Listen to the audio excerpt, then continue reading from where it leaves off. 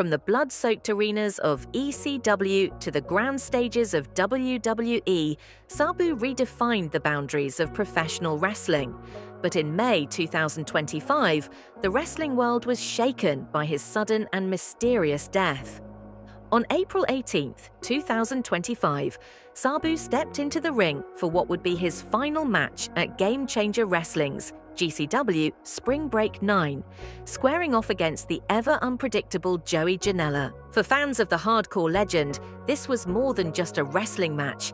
It was a send-off for a man who had sacrificed his body for decades in blood-soaked rings and broken arenas. At 60 years old, Sabu defied the odds by returning to the ring one last time, and the crowd roared with both nostalgia and disbelief as the homicidal, suicidal, genocidal icon made his way through the smoke and chaos. Despite the admiration and chants echoing throughout the venue, whispers of concern filled the locker room. Backstage sources later revealed that Sabu was visibly in pain before the match, with some noting he had trouble walking and appeared disoriented. Joey Janela himself would later disclose in interviews that Sabu was initially too unwell to perform. Still, after reportedly being given kratom, an opioid-like supplement often used to dull chronic pain, he rallied enough to go through with the bout. What followed in the ring was nothing short of vintage Sabu. The match was a violent symphony of barbed wire, steel chairs, and aerial risks reminiscent of his heyday in ECW, where brutality was a badge of honor. Blood stained the mat, the crowd chanted his name, and for one fleeting moment, time reversed itself. When the final bell rang, Sabu stood tall, battered, bloodied, but victorious. It was a poetic conclusion to a career defined by defiance and destruction, but few knew that behind the triumphant facade, the clock was ticking. Reports began surfacing shortly after the event, shedding light on the troubling reality behind Sabu's courageous performance.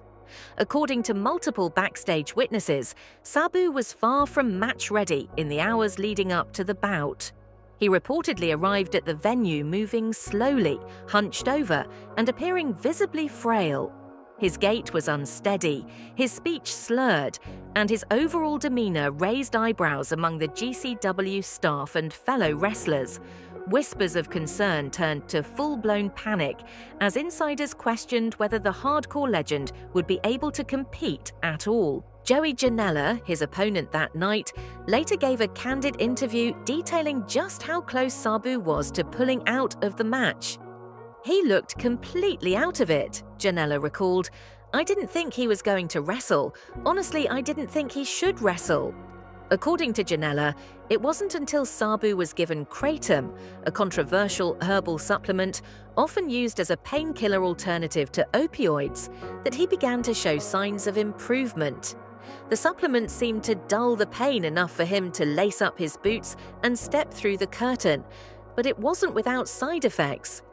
Janela added that Sabu appeared intoxicated backstage, fueling speculation that the aging wrestler may have been self-medicating or mixing substances to mask years of accumulated pain.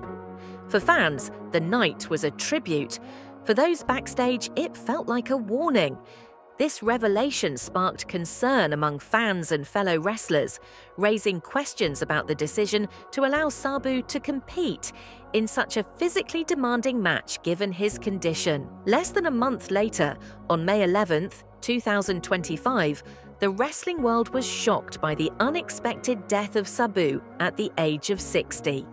Found unresponsive at his home, the news sent ripples of grief and disbelief throughout the global wrestling community. The cause of his death was not officially disclosed, adding an air of mystery and leaving fans, friends, and fellow wrestlers to grapple with the loss. In the absence of any public information, speculation quickly ran rampant. Was it the years of physical abuse he endured in the ring? Could it have been related to his use of substances like kratom, which had been a part of his routine to manage chronic pain? Or was it simply the toll of living a life defined by reckless risk-taking and extreme self-sacrifice? GCW, the promotion that had hosted Sabu's final match just weeks prior, was quick to issue a statement denying any connection between his death and the match. Sabu was a warrior, GCW's owner said in a tribute post. His dedication to the craft was unmatched, but there is no link between his death and the Spring Break 9 event. However, many fans weren't so sure. The timing seemed too coincidental, and some speculated that the brutal nature of his last match, coupled with his physical condition, could have contributed to his passing. The lack of transparency regarding the circumstances of his death only fueled these rumors, with some questioning whether the brutal toll of his final match, the pain management methods he used, or the pressures of maintaining his hardcore image had hastened his demise. Sabu's career, while legendary in the ring, was not without its dark chapters that tarnished his reputation outside the squared circle. In 2006, he and his longtime friend and tag team partner Rob Van Dam were arrested in Ohio for drug possession, an incident that shocked the wrestling community. Police found marijuana and pills in their vehicle after a routine traffic stop, which led to their arrests. Sabu, who had been a staple of hardcore wrestling for years, pleaded guilty to third-degree possession of drugs. This resulted in a suspended 10-day jail sentence and a $500 fine. Although the incident did not significantly affect his wrestling career, it raised concerns about his personal life and habits, especially since drug-related scandals had long been part of the wrestling industry's history. But it was not just his run-ins with the law that added fuel to the fire. Sabu also got involved in several controversies on social media, further complicating his public image. In one high-profile incident, he was criticized for using racial slurs in a heated Twitter exchange with fellow wrestler Taz. When people confronted him about his remarks, Sabu responded, "Grow up, everyone is a little bit racist." His statement caused outrage, with many fans and colleagues calling him out for his insensitive comments. As if that was not enough, Sabu also faced backlash for sexist and homophobic remarks aimed at WWE commentator Renee Paquette. The offensive tweets led to a temporary suspension from Twitter, but the damage was already done. The controversies painted a complex picture of Sabu, a man revered for his revolutionary contributions to hardcore wrestling, but often criticized for his actions and remarks outside the ring. These incidents, alongside his in-ring brilliance, made Sabu a polarizing figure. His legacy was undeniable, yet his actions off-screen often overshadowed the immense respect he commanded as a wrestler. Fans were torn between admiration for his groundbreaking performances and disappointment over his controversial behavior. In the end, Sabu remained a product of his time, flawed, complicated, but undeniably influential. The news of Sabu's death on May 11, 2025, shocked the wrestling world.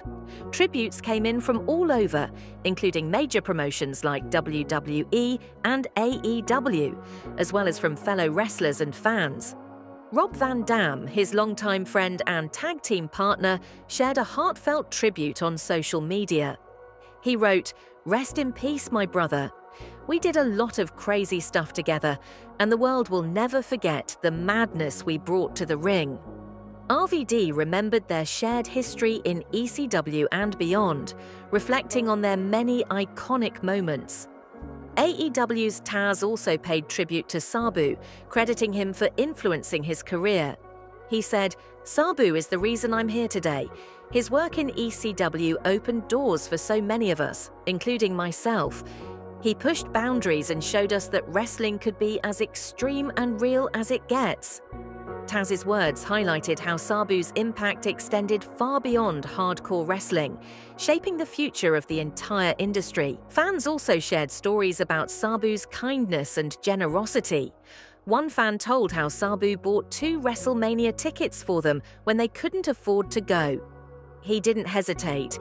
He just looked at me and said, 'Get to the show, you deserve it,'" the fan said. These stories showed a side of Sabu that many didn't see, his caring nature, despite his tough public persona. While Sabu's contributions to professional wrestling are undeniable, his sudden death raised many questions. The cause of death was never revealed, and the details of his final match still spark speculation. Despite the controversies that surrounded his life, Sabu's impact on hardcore wrestling and his commitment to the craft will always be remembered in wrestling history.